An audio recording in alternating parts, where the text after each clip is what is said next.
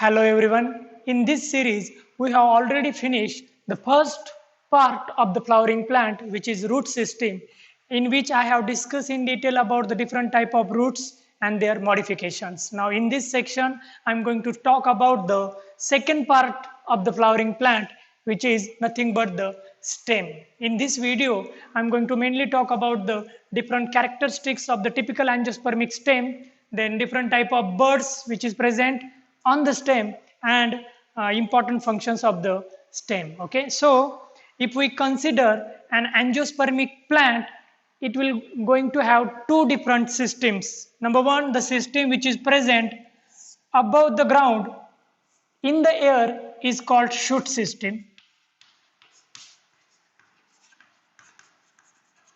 The shoot system is always aerial and it include stem, branches, fruits, flowers and other structures of the plant. While the root system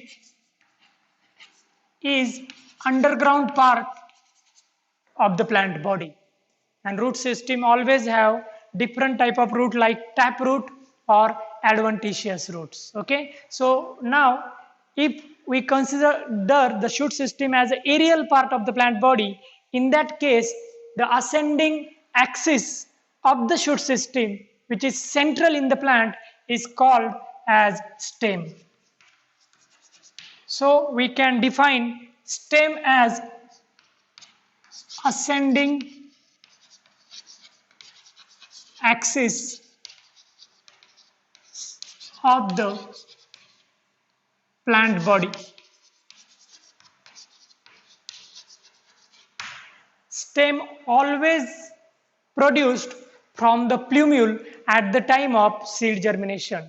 Okay, we have discussed about this in detail at the time of root systems. Okay, typical angiospermic seed show two different parts at the time of germination as a radicle and plumule.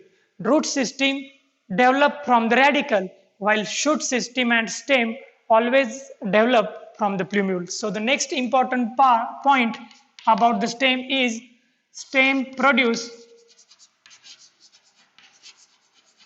from plumule at the time of seed germination. Okay, now we can consider this stem as positively phototropic organ of the plant body. What is positively phototropic? It always grow towards light. Suppose this is sunlight. So stem of the plant body always grow towards the light, while root system grow away from the light. So we consider root as a negatively phototropic, but stem is positively phototropic.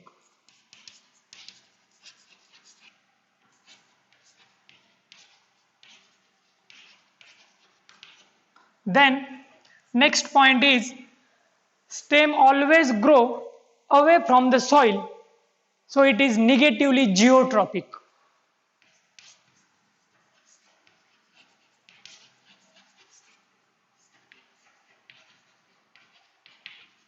Then stem also grow away from the water which is present inside the soil, so it is considered as negatively hydrotropic.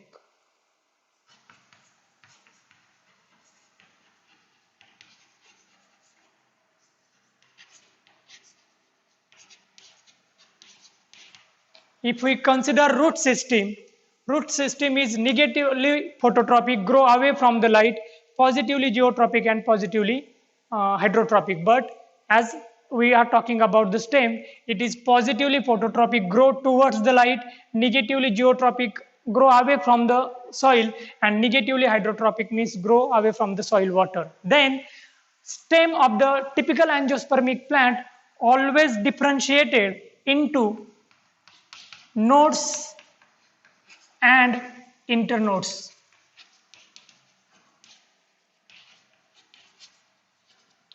Okay, so if we observe angiospermic plant stem like sugarcane, you can clearly see different nodes. on the stem. So nodes are the region from which different lateral appendages arises, like branches or leaves. Okay, so this is the place from where different part of the angiospermic plant get developed. Okay, and the region of the stem which is present in between two nodes is called internode. Okay, so the region of the plant stem which is present in between two node is considered as internode. Okay, now next part or next important characteristic of the flowering plant stem is that sometimes they are green. That means they possess chlorophyll pigment and they are able to perform photosynthesis and they can make food for the growth of typical plants. Okay. Now the stem of the angiospermic plant produce two different type of appendages, vegetative appendages and reproductive appendages. Okay. Vegetative part include branches and leaves, while reproductive part mainly include flowers. Okay, so this is all about the different important characteristics of the typical angiospermic stem. Now we are going to talk about the buds. Buds are nothing but the condensed, underdeveloped, short regions of the stem present on the shoot system of the plant. Okay, so these are the underdeveloped condensed region which many times contain overlapped unmature young leaves. Okay, suppose this is the stem node and now from this node if we draw a leaf is arised. Now sometime the base of the leaf have a structure like this. This is called as bud.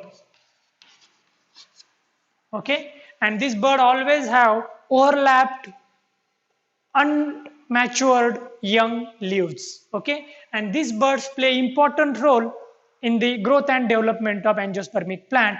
Depending upon their functions, buds are classified into two important types as a vegetative buds and floral buds. Okay, so what is vegetative buds? These are the buds which mainly involved in growth of the plants. Okay, so there are four important types of the vegetative buds. Number one is apical bud. Apical buds also called as terminal buds because they are present at the apices or at the tip of the stem or branches. Okay, so these are the buds which is generally present at the apical tissue or at the topmost point of the structures. So they are called as apical bud or sometimes they are referred as terminal bud. Next type of bud is axillary bud. Okay, so axillary bud is nothing but the type of a bud which present at the leaf base. Okay, the position of the bud is always fixed, which is near the leaf base and near the node. Okay, it is generally present on the node from which leaf is arise. Okay, this position is called as axile position. And this type of a bud always present at this point, so they are called as axillary buds. Okay, then another type of a bud is accessory bud. This type of a bud present near the node or on the node, but they are not exactly present on the axile position. They are present somewhere other region on the node. Okay, that means they are not present exactly on the axile position, so they are called as accessory buds. And the last type of a bud is adventitious buds. Okay, this is quite different type of a bud which present on the other part. Okay, that means they are not present on the node, but they may present on the branches or on the leaves or on the root system. So they are called as adventitious buds. So these four type of bud are classified on the basis of their functions. Okay, and they are vegetative buds. Another type of a bud is floral bud.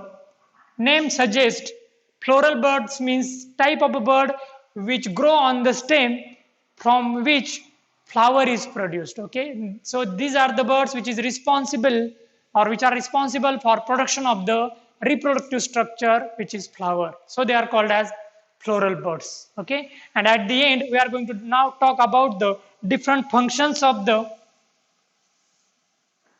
angiospermic stem.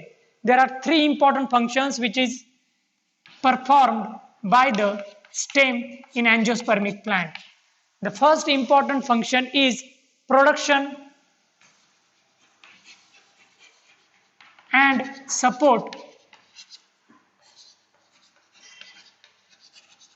to the lateral appendages of the plant body. Now, that means this stem is responsible for production of branches, leaves, flower and fruits, and it is also responsible for giving support to these appendages or these structures in case of angiospermic plant. Now, stem also are responsible for conduction of water and minerals. Okay, we know that root system is going to absorb water and minerals and bring it to the base, and from base stem is responsible for conducting this absorbed water and mineral to entire plant body. So stem play important role of conduction of the absorbed water and minerals throughout the plant body with the help of special type of structures which stem have called xylems. Okay, so due to the vascular bundle or due to the xylem, they are able to conduct this water and minerals which is absorbed by the root throughout the plant body. And last important function which is played by stem in angiospermic plant is transport of food. Okay, transport of organic food material which is produced by the process of photosynthesis in leaves to the entire plant body. That means they are responsible for providing food to the entire plant body, and the food material is mainly produced in the leaves at the time of process of photosynthesis. So these three important functions were carried out by the stem of the angiospermic plant, okay, which include production and support to the appendages, then conduction of water and mineral, and transport of the food. So in this lecture we discuss in detail about the different characteristics of the typical angiospermic stem, then different type of birds which is present on the stem, as well as three important functions of the stem. In my next video I am going to start with different type of modifications which is present in the angiospermic stem. What are the modifications? Modifications means nothing but the structure in the structure change of the stem which is occur due to some special functions. Okay, sometimes stem have to perform special functions or the function other than these three. At that time the structure of the stem get changed. It is considered as modification. Thank you.